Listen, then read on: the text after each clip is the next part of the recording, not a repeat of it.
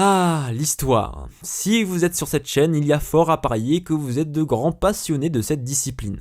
Et ce qu'on aime par-dessus tout, c'est de prendre le temps de se plonger dans un bon livre, une nouvelle étude tout juste publiée, ou une ancienne que l'on n'a pas eu le temps de consulter, mais dont on sait qu'elle bouleversera nos connaissances sur un sujet. On apprécie profiter du moment, comme un petit rituel, armé d'une bonne tasse de thé ou de café. Et parfois, je dois avouer aussi qu'on est tellement pris dans notre lecture, happé par les découvertes réalisées au fil des pages, que ce livre nous suit partout et que finalement, on ne peut plus le lâcher avant de l'avoir terminé. Chérie, Hmm. non, tu viens? 10 minutes. Oh, ça fait déjà une demi-heure que tu me dis ça. Oui, mais c'est hyper intéressant là. C'est hyper intéressant. Oh là là. Sans compter aussi qu'on a cette fâcheuse tendance à vouloir acquérir le moindre livre qui susciterait un tant soit peu notre intérêt. D'où ces vastes bibliothèques dont on n'a lu que 5% et dont la majorité des livres ne seront pas ouverts avant une bonne vingtaine d'années. Bref, on est des boulimiques de l'histoire et on aime ça. Mais finalement, j'ai envie de vous dire, qu'est-ce qu'un livre d'histoire? Qu'est-ce qu'une étude historique? Et oui, ça paraît peut-être un petit peu bête comme question, mais c'est quand même la base à comprendre. Et pourtant, ce n'est pas aussi simple que ça. D'abord, pour étudier un sujet en particulier, l'historien a besoin de sources, c'est-à-dire de textes, de témoignages archéologiques qu'il va analyser pour lui permettre de répondre à une problématique. En plus de ça, bien évidemment, il va s'appuyer sur le travail des chercheurs précédents qui ont déjà étudié le sujet en question. Autrement dit, ils ont déjà mis en place une réflexion. Mais cette réflexion, elle est considérée comme dépassée, ou en tout cas elle est jugée comme devant être corrigée, ou au moins affinée. Parce que d'un, les connaissances sur un sujet ou la méthodologie scientifique peuvent évoluer, et de deux, tout simplement parce que les sources sur lesquelles travaille l'historien peuvent être interprétées de différentes manières. Car les sources archéologiques et surtout textuelles ne nous donnent pas forcément à voir l'histoire avec une majuscule, mais plutôt une histoire avec une minuscule. Oh non Romain, ça va pas recommencer ces histoires de majuscules minuscules. Alors déjà il y avait islam majuscule, islam minuscule, et maintenant c'est histoire et histoire. C'est pas comme si le sujet de ta chaîne c'est l'histoire de l'islam. Ça va, t'as pas trop l'impression d'embrouiller les gens par hasard. Non mais laisse-moi faire, parce que là c'est toi qui vas finir de les embrouiller. Ok, bah écoute, moi je vais rester juste derrière la porte pour être sûr que tu dises pas trop de conneries. Bon, alors, qu'est-ce que j'entends par là entre histoire majuscule et histoire minuscule? Eh bien, c'est que les sources sont avant tout un discours. Les auteurs qui les rédigent n'ont pas pour but de transmettre strictement la vérité, mais leur objectif est surtout de poursuivre des motivations politiques et religieuses, les deux étant bien souvent extrêmement liés. Ce qui fait que l'historien qui est face à un texte n'a pas accès à l'histoire majuscule, c'est-à-dire la vérité historique, mais à l'histoire minuscule, à un récit qui correspond peut-être en partie à la vérité historique, mais qui reste avant tout un discours, une construction. Donc ça signifie que notre manière d'étudier les sources va évoluer avec le temps. Elle va évoluer au fur et à mesure des avancées scientifiques, mais aussi des possibles découvertes que l'on peut faire, que ce soit des vestiges archéologiques ou bien de nouveaux textes qui vont apparaître et qui vont permettre d'adopter une approche différente sur un sujet particulier. Mais parce que la théorie c'est bien, mais que la pratique c'est mieux, je vous propose d'étudier un cas concret, la révolution abbasside de 750. Donc aujourd'hui, le sujet de base c'est de l'historiographie, mais j'en profite pour débuter une nouvelle mini-série de vidéos dédiée au califat abbasside, dont l'existence s'étend de 750 à 1258. Et pour commencer, rien de tel qu'un petit brin de contexte pour replacer les protagonistes de cette histoire, les Omeyyades et les Abbassides. À la fin des années 740, ce sont toujours les Omeyyades qui sont au pouvoir, et ce depuis 661 avec l'avènement du califat. Seulement leur situation est très fragile. Des parties de leur empire ont fait sécession, notamment le Maghreb et en partie Al-Andalus, qui de fait constitue une province autonome. En plus de ça, de multiples révoltes, principalement chiites et kharijites, ont éclaté au fil des décennies. Sans compter également qu'il existait des conflits internes, au cœur même du califat, entre différentes factions que l'on résume souvent à une opposition entre Kézites et Yéménites, entre Arabes du Nord et Arabes du Sud. Et puis, comme la situation n'était pas assez compliquée comme ça, les conquêtes s'étaient ralenties, malgré un léger sursaut autour des années 740, ce qui grévait bien sûr les finances du califat, qui n'avaient plus accès au butin. C'est dans ce contexte que survient, au cours de l'année 750, le renversement des Omeyyades par les Abbassides, qui vont s'emparer du califat.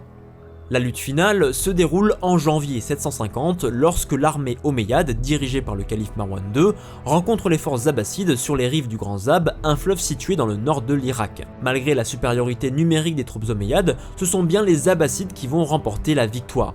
Un succès décisif qui va obliger Marwan II ainsi qu'une partie des omeyyades à s'enfuir. Mais les Abbassides vont décider d'aller encore plus loin en poursuivant et en massacrant une bonne partie des Omeyyades, dont notamment le calife Marwan II. Cette tâche est confiée à un homme dont on reparlera plus tard, Abdallah ibn Ali, l'oncle des deux premiers califes abbassides, qui va suivre la trace de Marwan II jusqu'en Égypte où il va être arrêté et exécuté. Et le rôle d'Abdallah ibn Ali ne s'arrête pas là, puisque c'est aussi lui qui aurait organisé le massacre d'une grande partie des Omeyyades sur l'ordre du premier calife abbasside, Abu al-Abbas. De ce grand bain de sang, seulement une petite partie des Omeyyades aurait survécu, dont Abdelrahman, qui va émigrer vers l'ouest et la péninsule ibérique, devenant en 756 le premier émir d'Al-Andalus. Donc ça, c'est pour le contexte. Maintenant, très rapidement, qui sont ces fameux Abbassides et pourquoi finalement ils sont légitimes à prendre le pouvoir? Toutes les prétentions politiques des Abbassides résidaient dans le fait qu'ils appartenaient à la famille du prophète Muhammad. En effet, leur ancêtre commun, Al-Abbas ibn Abd al-Muttalib, était l'oncle paternel du prophète. Donc, maintenant que vous avez les principaux éléments en tête, on va entrer un peu plus dans les détails et on va voir comment la vision des historiens sur cette prise de pouvoir des Abbassides a évolué au fil du temps. Tout d'abord, et pendant très longtemps, jusqu'à la fin des années 1960, on avait une vision traditionnelle qui était globalement acceptée et qui considérait que ce renversement des Omeyyades par les Abbassides constituait une rupture dans l'histoire islamique, à tel point qu'on a nommé cet événement la Révolution abbasside. Ce que je vous propose, c'est de découvrir quels étaient les fondements de cette révolution abbasside dans l'optique de cette vision traditionnelle et de voir pourquoi pendant longtemps on a utilisé ce terme de révolution pour qualifier ce fait historique. D'abord, une grande partie des chercheurs affirmaient que si ce mouvement de révolte avait été mené par les Abbassides, le cœur des troupes, lui, la force vive de cette opposition, était majoritairement composé d'Iraniens, de Perses et donc des personnes qui n'étaient pas arabes. Cette thèse était naturellement mise en avant parce qu'on partait du principe qui au passage est tout à fait pertinent, que les Perses étaient des populations qui venaient tout juste d'être conquises depuis moins d'un siècle et qu'une grande partie d'entre eux étaient devenus musulmans très récemment. Ils étaient ce qu'on appelait en arabe des Mawali, des nouveaux convertis. En plus de ça, quand on lisait les sources, un terme apparaissait pour désigner une partie des armées abbassides, celui des Ahl al-Khurasan. Autrement dit, les gens ou le peuple du Khurasan, une région qui était située dans l'actuel Iran et avait été conquise dans les années 650. Seulement, ces Perses auraient été en quelque sorte méprisés par les Omeyyades qui les considéraient comme des musulmans de seconde zone, là où l'islam prônait normalement l'égalité entre les croyants, et surtout ils n'avaient pas accès à des postes importants, en particulier au sein de l'administration, qui à par exception était réservée aux seuls arabes. Cette idée de la prépondérance de l'élément iranien ou persan dans le mouvement abbasside tient aussi du fait que l'un des leaders emblématiques du mouvement, Abu Muslim, était lui-même un persan nouvellement converti et originaire du Khorasan. Finalement, dans cette optique, la révolte abbasside aurait été avant tout un conflit ethnique, voyant s'opposer d'un côté les Arabes, le parti des Omeyyades, et de l'autre les Persans, le parti des Abbassides. Et ce qu'il faut bien comprendre, c'est que pour ces premiers chercheurs, il ne fait pas de doute que si le mouvement en lui-même est persan, par contre, il est principalement mené pour soutenir une cause, celle des Abbassides. Donc cette vision va dominer jusqu'aux années 1960 avec des premiers travaux à la fin du 19e siècle. Et même encore aujourd'hui, il y a un vrai débat autour de cette question de la prépondérance des Persans. En plus de ça, comme je vous l'ai dit, pendant longtemps on considérait que cette prise de pouvoir des Abbassides n'aurait pas été un simple renversement, mais une véritable révolution, une rupture fondamentale dans l'histoire islamique. Ce terme de révolution s'est imposé maladroitement car il correspond avant tout à une vision occidentale de l'histoire, marquée par de multiples soulèvements qui apparaissent comme autant de ruptures avec, entre autres, la Révolution française de 1789 et la Révolution bolchevique en Russie au cours de l'année 1917. Une vision de l'histoire qui ne se pense pas nécessairement en termes de continuité, mais plutôt en termes de grande césure avec un découpage, une périodisation stricte du temps. Une idée qui se base aussi sur une interprétation erronée du terme arabe de Daoula qui désigne surtout une période, celle d'un règne ou alors de la domination d'une dynastie, suggérant donc l'idée de changement mais n'impliquant pas nécessairement celle de révolution. Ainsi, dans la lignée de cette première vision, on pense que la prise de pouvoir des Abbassides représente une rupture radicale, ce qui reviendrait à affirmer qu'il y a un avant et un après, et que ces deux temps historiques sont bien distincts l'un de l'autre. Autrement dit, on aurait une époque omeyyade gangrénée par les révoltes, par des conflits internes, accompagnée d'un affaiblissement du pouvoir califal, ainsi que par la non-reconnaissance du droit des nouveaux peuples dominés par l'islam, ici les Perses, à être pleinement intégrés dans la société islamique. Et donc, logiquement, l'époque abbasside représenterait tout le contraire, ce qui bien évidemment pose énormément de problèmes et est complètement déconnecté de la réalité historique. Cette idée de révolution, de changement essentiel, s'incarne aussi dans l'idée d'un renversement géographique, puisque de la Syrie, berceau des Omeyyades, résidant à Damas, la capitale du califat, les Abbassides vont choisir de tourner leur regard vers l'est et les provinces iraniennes en installant leur nouvelle capitale à Bagdad puis à Samarra. En plus de cette nouvelle orientation géographique du cœur du monde islamique vers l'Orient, s'éloignant de l'espace méditerranéen, cette action symbolise aussi un nouveau renversement, cette fois-ci culturel, avec une ouverture en direction de l'influence persane qui va profondément marquer le futur pouvoir abbasside. Donc ça, c'est pour la première vision qu'ont développé les historiens sur cette fameuse révolution abbasside. Et bien sûr, à peu près tout ce qu'on a vu là, on va le contredire dans les minutes qui vont suivre. Oui, parce que le but de cette vidéo, c'est quand même de déconstruire une approche pour pouvoir ensuite comprendre comment et pourquoi on en est venu aujourd'hui à avoir une analyse un peu plus fine de la question. Alors oui, je sais, ce n'est pas facile, mais je vous assure qu'à la fin de cette vidéo, vous comprendrez un petit peu mieux pourquoi l'histoire est si complexe, ou en tout cas qu'elle est bien plus complexe que ce qu'elle nous semble être au premier abord. Ainsi, on en vient à la seconde vision, qui est celle des dernières décennies, et que j'ai découverte notamment grâce au travail d'Antoine Boru, avec surtout la publication d'un ouvrage tiré de sa thèse et publié en 2010.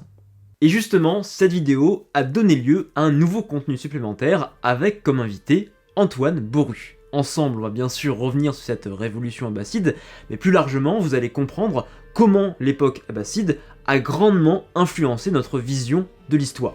Non seulement celle du renversement des Omeyyades, mais aussi plus globalement de l'histoire des débuts de l'islam, en particulier de l'époque du prophète Muhammad.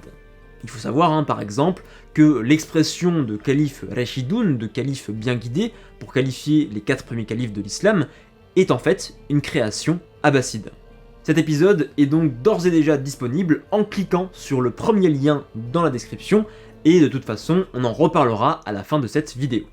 Ainsi, la vision défendue par Antoine Boru part du principe que le renversement des Omeyyades par les Abbassides ne constitue pas véritablement une révolution, mais au contraire que les premières années du califat abbasside, correspondant au minimum à la décennie 750, s'inscrivent en grande partie dans la continuité de l'époque omeyyade. Alors le premier point qui va être remis en cause est l'affirmation que la révolte aurait été majoritairement menée par des Persans. En réalité, aujourd'hui, les chercheurs sont partagés sur cette question, mais un historien comme Antoine Boru et avant lui Amikam Elad pensent que ce mouvement aurait été principalement arabe, et ceci tant dans son commandement que dans les forces militaires qui composaient le cœur même du parti abbasside. D'ailleurs, la fameuse expression Ahl al-Khurasan ne désignerait pas des unités persanes, mais des unités arabes. Plus intéressant encore, on est revenu aussi sur l'idée d'une révolte qui aurait été uniquement menée au nom des Abbassides. En effet, Patricia Crone et Hélène Sheikh-Ledy, entre autres, ont démontré que ce mouvement que l'on pensait logiquement conduit en faveur des Abbassides, une idée encore très largement présente aujourd'hui, ne possédait en réalité aucun objectif précis. Il fallait bien entendu renverser les Omeyyades, mais selon les travaux de ces chercheurs, la lutte ne semble pas avoir été menée au nom d'une personne particulière. Sans oublier aussi que cette révolte a été en grande partie chiite ou, comme le disent les historiens, alide. Les Alides sont les descendants du cousin et gendre du prophète Muhammad, Ali, un lien qui s'est principalement tissé à travers son épouse Fatima. A partir de là, les chiites se sont divisés en 2 branches distinctes, les Hassanides, descendants de Hassan, le premier fils d'Ali et de Fatima, et les Husseinides, descendants de Hussein, le second fils du même couple. Et figurez-vous que quand la victoire va être remportée sur les Omeyyades, une partie des Abbassides, notamment Abu Salama, vont choisir de soutenir les prétentions d'un chiite. Et ça, bien sûr, ça ne plaisait pas vraiment au reste du parti abbasside, dont les membres vont imposer un des leurs, Abu al-Abbas, en tant que premier calife. Par contre, ceux qui ont soutenu les chiites vont être écartés gentiment du pouvoir, voire même éliminés, comme c'est le cas par exemple d'Abu Salama. Ces divisions internes, ainsi que la diversité des acteurs de la révolte, montrent que ce mouvement ne peut pas être décrit comme une action unie, conduite dans un seul but, mettre les Abbassides au pouvoir. Ces réflexions nous amènent donc à envisager la transition entre l'époque omeyyade et l'époque abbasside, non pas comme une rupture et encore moins une révolution, mais plutôt en termes de continuité, dans le sens où malgré la réussite de ce mouvement, les conflits continuent et le parti abbasside n'est pas uni, mais bien au contraire, il est complètement divisé. À tel point que quand le premier calife Abou al-Abbas meurt, le 9 juin 754, le parti abbasside va se déchirer et une guerre civile va éclater entre différents prétendants. Cette lutte intestine va voir s'opposer principalement l'oncle de l'ancien calife, Abdallah ibn Ali, et son frère Abu Ja'far. Au moment de la mort du calife, Abdallah ibn Ali se trouvait en Syrie, à Doulouk, au nord d'Alep, près de la frontière byzantine, sur laquelle il s'apprêtait à lancer une campagne militaire. Seulement, son objectif était maintenant de devenir calife, une ambition qui s'appuyait sur des arguments concrets.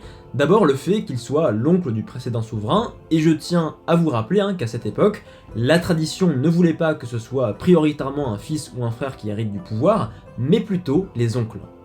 En plus de ça, selon Abdallah, l'ancien calife aurait déclaré que celui qui vaincrait le dernier calife omeyyade, Marwan II, deviendrait son successeur. Et en l'occurrence, comme on l'a vu, c'est bien Abdallah qui l'a vaincu et qui a participé à l'élimination des Omeyyades. Ainsi, pour s'imposer en tant que nouveau calife, Abdallah va s'appuyer sur les troupes qui sont déjà sous son contrôle en Syrie. Et ce qui est intéressant justement, c'est que l'on a une armée qui est assez variée, avec des éléments venant du Khorasan, donc qui sont à la base du mouvement abbasside, mais aussi des éléments syriens qui eux par contre constituent les anciens soutiens des Omeyyades. Et le but de ces derniers est justement de préserver le pouvoir qu'ils avaient acquis sous la précédente dynastie. Comme quoi cet exemple montre qu'il existe une continuité, pour l'instant limitée à la sphère militaire, entre l'époque omeyyade et l'époque abbasside. Quoi qu'il en soit, c'est à partir de la Syrie qu'Abdallah va progresser en direction de l'Irak. Il passe par Haran où il remporte une première victoire sur un allié d'Abu Ja'far. Désignant un de ses frères gouverneur de la région, il continue sa progression et parvient jusqu'à Nizib. C'est dans ce territoire qu'il fait alors face au bras droit d'Abu Ja'far, le fameux Abu Muslim. Les deux armées s'affrontèrent pendant des semaines, mais Abu Muslim finit par triompher, obligeant Abdallah à prendre la fuite et à se réfugier auprès d'un de ses frères, Sulayman, à Basra. Cette défaite d'Abdallah peut s'expliquer par deux causes principales. La première, son armée était divisée, avec des Khorasaniens et des Syriens qui ne partageaient pas du tout les mêmes objectifs. Et la seconde, c'est qu'au sein de sa famille proche, avec ses frères notamment, il existait des tensions et des rivalités pour le pouvoir.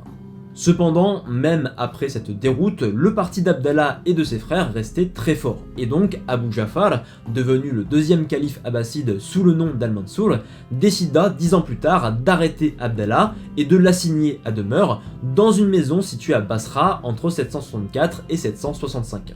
Seulement, petite précision intéressante, les fondations de cette maison avaient été préalablement sapées. Et très bizarrement, on sait pas pourquoi, une année après son emprisonnement, la maison s'est écroulée et a tué Abdallah. On le dit souvent, mais c'est vrai que les accidents sont si vite arrivés. C'est dingue. Bref, vous l'aurez remarqué, la vision traditionnelle d'une révolte conduite en faveur des Abbassides qui se serait imposée naturellement s'effrite assez légèrement. D'autant plus que ce ne sont pas uniquement les oncles de l'ancien calife que l'on va écarter, mais aussi les premiers soutiens de la révolte dite abbasside, puisqu'Abu Ja'far va décider de se débarrasser d'Abu Muslim, qui avait acquis trop d'indépendance au Khorasan, et qui donc était un rival potentiel. Ainsi, l'idée d'une rupture brutale entre la fin d'une époque omeyyade caractérisée par de multiples tensions internes et le début du califat abbasside commence vraiment à en prendre un sacré coup. À cela s'ajoutent en plus d'autres éléments qui soulignent l'existence d'une continuité entre ces deux périodes. D'abord, les anciens soutiens des Omeyyades sont toujours présents sous les Abbassides. On l'a vu déjà dans le cadre de l'armée d'Abdallah, mais cela va être d'autant plus vrai dans le domaine de l'administration et de la politique. Par exemple, le célèbre auteur Ibn al-Muqaffa, un Perse, a commencé sa carrière sous les Omeyyades et l'a poursuivi sous les Abbassides. Certains chercheurs ont même mis en avant le fait que certains fonctionnaires actifs durant le califat omeyyade avaient même connu une véritable ascension sociale sous les Abbassides. Et tout ça, eh bien, c'est finalement assez logique, parce que du côté des Abbassides, on reste purement pragmatique. Si on décide de se couper de toute l'administration omeyyade, on se fait à la fois des ennemis, et en plus on est dans l'obligation de recréer tout un système qui était pourtant déjà en place. Et puis sans compter aussi que le passage d'un pouvoir à un autre, même si ceux-ci sont rivaux, n'est pas fondamentalement considéré comme quelque chose d'extraordinaire et de dangereux. Ajoutez à cela l'autre rupture que je vous ai présentée un peu plus tôt, le renversement géographique, avec le transfert de capitale de la Syrie et de Damas vers l'Irak et la ville de Bagdad, eh bien elle n'est finalement pas aussi claire que ça, parce que ce déplacement vers l'est ne date pas du califat abbasside, mais semble avoir été déjà enclenché par les derniers Omeyyades, d'abord d'un point de vue militaire, avec des campagnes dirigées vers la Transoxiane et la région du Sindh dans les années 710, puis sous Marwan II avec un premier transfert de la capitale de Damas vers la ville de Haran, faisant finalement le lien entre la Syrie et l'Irak. Donc vous le voyez bien, aujourd'hui on a une analyse beaucoup plus fine de la situation où l'histoire n'est plus complètement considérée comme une succession de ruptures. Alors bien sûr, il existe des changements, mais ceux-ci se font bien souvent sur le long terme et ils ne doivent pas occulter le fait qu'il existe également de nombreuses continuités. Mais si une telle évolution dans notre manière de considérer cette période est possible, c'est aussi en grande partie parce que notre regard sur les sources textuelles et l'analyse que l'on en fait ont eux aussi évolué. Et justement, l'ouvrage d'Antoine Boru en est le parfait exemple, puisqu'il va s'attacher à étudier les sources non pas comme de simples témoignages du passé, mais comme un véritable discours, un regard porté sur le passé par l'auteur, mais qui ne correspond pas forcément à la réalité historique, et qui est avant tout une conception du passé, passant à travers une diversité de filtres, qu'ils soient politiques, religieux ou encore culturels. En histoire, cette façon de considérer les sources s'est développée suite à la popularisation d'une nouvelle démarche scientifique appelée le linguistic turn. Une nouvelle façon d'appréhender les sources qui sont avant tout considérées comme des discours, des constructions, et non plus exclusivement comme des témoignages du passé et des multiples événements qui s'y sont déroulés. Partant de ce postulat, une partie des choses que l'on croit connaître sur certains faits ou certains personnages historiques sont avant tout des constructions a posteriori visant à discréditer un mouvement, une dynastie ou une personne, mais aussi tout simplement à transmettre un enseignement et plus globalement une vision du passé au lecteur. Ainsi, tout en menant ses recherches, l'historien doit faire le deuil de la vérité historique en sachant que ce que les sources nous donnent à voir ne sont pas forcément les faits authentiques, c'est-à-dire la fameuse histoire majuscule, mais simplement la vision d'un auteur, elle-même influencée par une diversité de facteurs. Alors, pourquoi je vous dis ça ? Eh bien parce que la difficulté à laquelle sont confrontés les historiens pour cette période, c'est que les sources ont été très majoritairement rédigées dans le cadre du califat abbasside. Et selon Antoine Boru et d'autres chercheurs, il existerait une vulgate abbasside, ou pourrait-on dire dans un langage un peu plus moderne, une propagande abbasside. Alors c'est sans aucun doute un minimum réel, mais ça reste une théorie, solide certes, mais une théorie quand même. Une propagande qui passe bien sûr par les textes, même s'il est toujours très compliqué d'estimer la véritable influence que le pouvoir politique a pu exercer sur les auteurs de ses œuvres. Reste néanmoins que ces sources auraient eu un but commun, défendre la légitimité des Abbassides et donner à voir un passé qui puisse être favorable au nouveau califat en le mettant en valeur ou en effaçant les éléments qui pourraient venir fragiliser sa légitimité. Et le premier point que l'on va aborder ensemble est la succession d'un des premiers leaders du mouvement abbasside, Ibrahim el-Imam. Alors celui-ci va être arrêté à El-Umayma entre 747 et 748 par les Omeyyades, et notamment par le dernier calife Marwan II. L'histoire officielle voudrait ensuite qu'au cours de l'année 749, un de ses fidèles aurait réussi à s'infiltrer dans sa cellule pour qu'il lui transmette le nom de son successeur. Alors celui-ci aurait été confié, soit de manière orale ou de manière écrite, et ce fut finalement le futur premier calife abbasside, Abu al-Abbas, qui aurait été désigné. Mais malheureusement, la personne qui avait reçu les ordres d'Ibrahim el-Imam est morte la même année, en 749, empêchant toute potentielle contestation. Dans le même temps, selon Antoine Boru et d'autres historiens, les auteurs vont faire en sorte de réduire au maximum le flou qui entoure cette succession, parce que finalement, entre 747 et 749, il se passe 2 ans où le parti abbasside aurait été privé de leader. Donc les textes vont réduire cet intervalle à quelques mois, en plaçant l'arrestation d'Ibrahim non pas en 747-748, mais un an plus tard, entre août et septembre 749. Maintenant on passe au deuxième point, la révolte d'Abdallah ibn Ali qui suit directement la mort du premier calife, Abu al-Abbas. Oui, parce que cette révolte reste problématique, c'est quand même une guerre civile, donc des membres de la famille abbasside qui s'affrontent entre eux, et logiquement les abbassides vont tenter de démontrer que les prétentions et la cause d'Abdallah ne sont pas légitimes. Pour cela, divers récits vont circuler, soulignant le fait qu'Abu Ja'far, futur Al-Mansour, était destiné à régner tandis qu'Abdallah était voué à devenir un rebelle. Alors certaines sources vont même aller encore plus loin, comme par exemple Al-Masoudi et son Muruj al-Zahab, n'hésitant pas à affirmer qu'Abdallah était tout simplement un tyran, en plus d'être un traître qui n'a pas hésité à s'appuyer sur les forces syriennes et donc sur les précédents soutiens des Omeyyades pour servir sa propre cause. En plus de ça, les Abbassides auraient essayé d'effacer et même de s'approprier la mémoire d'Abdallah ibn Ali, dans le sens où, pendant longtemps, et encore aujourd'hui, le premier calife abbasside, Abu al-Abbas, est appelé Abu al-Abbas as-Safa, as-Safa étant le laqab, le surnom du souverain, et qui signifie celui qui verse ou celui qui répand. Alors ça peut être dans une acception libérale, celui qui distribue les richesses autour de lui, mais aussi plutôt guerrière, celui qui verse le sang. Et figurez-vous que ce laqab que l'on associe naturellement à Abu al-Abbas, il n'apparaît en réalité que tardivement dans les textes. Et surtout, diverses preuves nous laissent penser que ce surnom d'As-Safa, à l'origine, n'était pas associé au premier calife abbasside, mais à Abdallah ibn Ali. Par cette manipulation historiographique, nous explique Antoine Boru, on tente d'effacer la mémoire d'Abdallah ibn Ali, non seulement en faisant passer sa lutte pour illégitime, mais aussi en s'appropriant sa propre mémoire à travers son laqab pour valoriser l'image du premier calife abbasside tout en minimisant les violences qui ont suivi la prise de pouvoir de la nouvelle dynastie et du second calife Al-Mansour. Enfin, troisième objectif des auteurs, défendre la légitimité des Abbassides face à d'autres mouvements, à d'autres partis qui eux aussi posséderaient la légitimité pour prétendre au califat. C'est le cas des Omeyyades dont les Abbassides tentent à diverses reprises d'effacer la mémoire. D'abord physiquement, par leur élimination dans les années 750, puis symboliquement par diverses actions, comme avec le calife Al-Mahdi, successeur d'Al-Mansour, qui efface le nom du calife Omeyyade, Al-Walid ibn Abd al-Malik, des murs de la mosquée de Médine pour y inscrire son propre nom. Et plus généralement, les auteurs vont attaquer directement les Omeyyades en les faisant passer pour des mauvais dirigeants, voire même des souverains impies, à l'inverse des califes abbassides, qui bien sûr brillent par leurs multiples vertus. À côté des Omeyyades, comme je vous le disais, il y a aussi les chiites, qui étaient quand même à la base de cette révolte, et qui, après la prise de pouvoir des Abbassides, ont continué à revendiquer leur droit à devenir calife. Pour contrer ça, les Abbassides vont affirmer que dans l'ordre de succession, ce n'est pas les ancêtres des chiites qui prévalent, autrement dit Ali et Fatima, le cousin et la fille du prophète Mohammed, mais avant tout son oncle paternel, Al-Abbas, l'ancêtre commun des Abbassides. C'est ainsi que les deux branches furent soigneusement distinguées, avec d'un côté les descendants d'Ali, les Talibis, et de l'autre les descendants d'Al-Abbas, les Abbassis.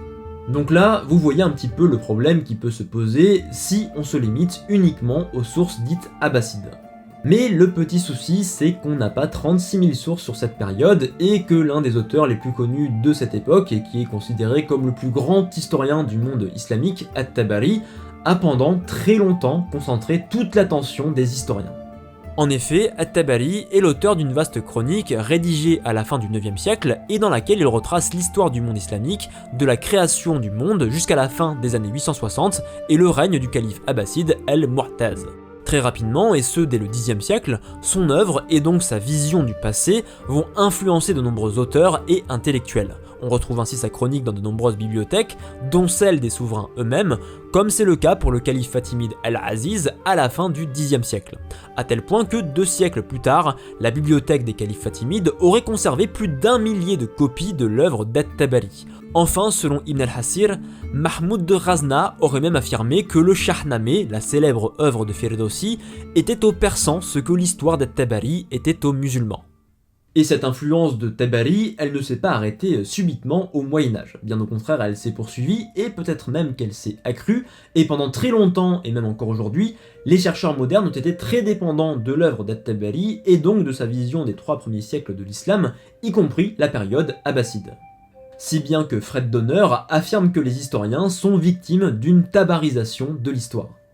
Cependant, il ne faut pas pour autant rejeter toutes les sources écrites dans le cadre du califat abbasside, sous prétexte qu'elles ne nous transmettraient pas les faits réels et seraient avant tout des discours. En vérité, on ne saura bien souvent jamais ce qui relève du fait authentique ou de la construction, et il ne faut pas tomber dans l'effet inverse, en affirmant que tous les textes seraient des discours et qu'ils seraient donc autant de voiles qui nous empêcheraient d'avoir accès à l'histoire brute, autrement dit à l'histoire majuscule.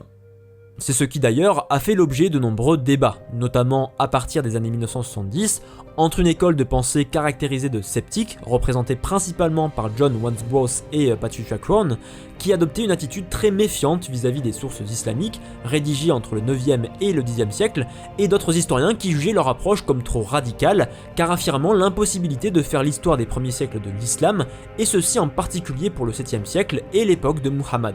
Mais c'est un très vaste sujet, et on en reparlera sans aucun doute un autre jour. Reste que le plus important pour l'historien, c'est de diversifier ses approches. Si tout texte est obligatoirement en soi un discours, ce qui ne signifie pas non plus qu'il est entièrement une construction, l'objectif de l'historien, cela va être de diversifier ses sources, c'est-à-dire de parvenir à s'appuyer sur des visions d'auteurs différents, de confessions diverses, d'origines géographiques et culturelles multiples. Dans le cadre de la prise de pouvoir des Abbassides, Antoine Boru s'appuie donc sur des textes chrétiens, comme l'histoire des patriarches de l'église d'Alexandrie, sur Théophile d'Édesse, qui écrit néanmoins à la cour abbasside, sur Théophane le Confesseur, un chroniqueur byzantin, ainsi que sur des écrits anonymes syriaques, une langue parlée globalement en Mésopotamie et dans la région syrienne. C'est grâce à ce large panorama de sources textuelles, mais aussi quand c'est possible archéologiques, que l'historien peut mener du mieux possible son travail en évitant au maximum de dépendre d'une seule vision en comparant les différents discours de chacun des auteurs, ce qui lui permet d'avoir une approche beaucoup plus fine d'une période ou d'événements particuliers. Seulement, on n'a pas toujours la possibilité d'avoir une diversité de sources sur un événement précis. Et ça, c'est dû au fait que soit on a très peu écrit sur le sujet, soit ces écrits ont été perdus ou oubliés parce qu'on n'avait pas d'intérêt à le faire, ou parce que le fait relaté n'intéressait pas, soit ils ont tout bonnement été détruits. Cette difficulté, l'assyriologue Jean Bottero l'explique très bien en affirmant, je cite, que nous sommes en dépendance d'un triple hasard successif. Il faut que les événements qui nous intéressent aient été écrits, et ils ne l'ont pas toujours été. Il faut que ces écrits aient été conservés par les anciens après leur mise par écrit, et ils ne l'ont pas toujours été. Et il faut qu'ils aient été retrouvés par nous, et ils ne le sont pas toujours. Donc, cette vidéo, je l'ai réalisée pour vous montrer à quel point l'histoire et le travail de l'historien, ils sont complexes. Et que c'est justement parce que ces sources sont difficiles à analyser que la recherche historique est en perpétuel mouvement, avec un changement du regard que l'on va porter sur les textes, mais aussi tout simplement avec les découvertes que l'on peut réaliser, que ce soit des nouvelles sources textuelles ou bien des vestiges archéologiques.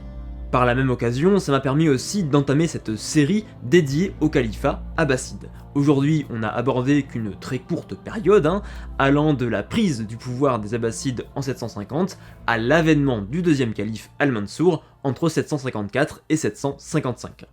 Or, cette très courte période est essentielle, parce qu'elle a cristallisé l'attention des califes abbassides postérieurs, on va dire aux alentours des années 850. Et comme on l'a vu, il fallait falsifier l'histoire, gommer certains événements jugés problématiques pour démontrer que les Abbassides étaient les seuls califes légitimes. C'est ce qu'Antoine Boru appelle donc la Vulgate abbasside. Mais cette Vulgate, elle ne touche pas seulement cet épisode du renversement des Omeyyades, mais elle touche toute l'histoire des débuts de l'islam. Autrement dit, l'époque du prophète Muhammad, les califes Rashidoun et les grandes conquêtes du 7e siècle. Et aujourd'hui, notre vision des débuts de l'islam est très certainement celle que les Abbassides ont bien voulu nous montrer. Et pour l'historien, et d'autant plus pour le grand public, il est très difficile, si ce n'est parfois impossible, de distinguer ce qui relève de la vérité historique de ce qui relève de la construction pure et simple. Au cours de la vidéo, je vous parlais par exemple des califes Rashidoun. Alors c'est une expression qui de nos jours est évidente et même centrale, et ce autant d'un point de vue historique que religieux. Or, c'est une création abbasside. J'irai même plus loin en vous disant que ce qui nous apparaît comme évident aujourd'hui, et même au XIe siècle, ne l'était pas au 7e siècle, comme la centralité du prophète Muhammad, ou encore même on pourrait se poser la question, le pèlerinage islamique à la Mecque, le Hajj, dont la supériorité par rapport à d'autres lieux, comme Jérusalem notamment, n'était sans doute pas aussi claire qu'aujourd'hui.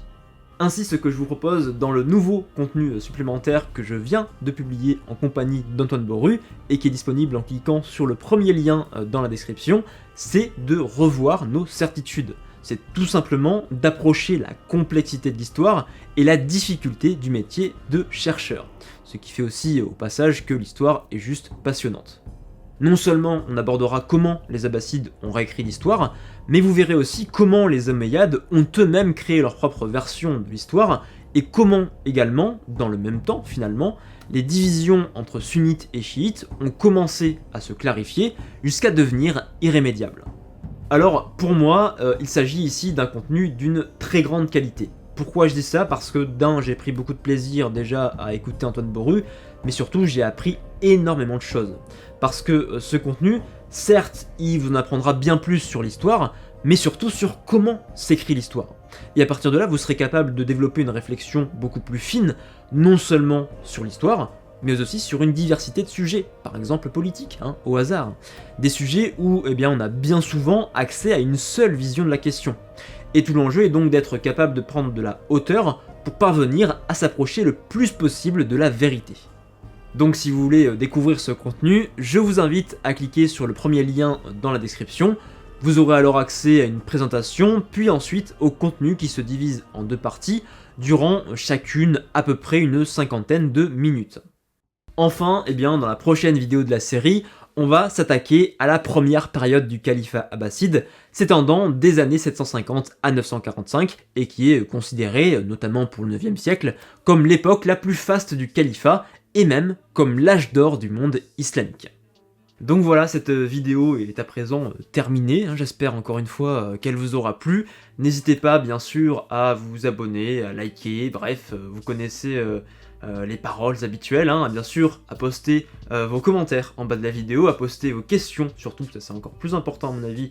Si vous avez des questions, alors que ce soit par rapport à la vidéo, ou que ce soit par rapport au contenu supplémentaire qui va sortir, qui vient tout juste de sortir, donc n'hésitez pas.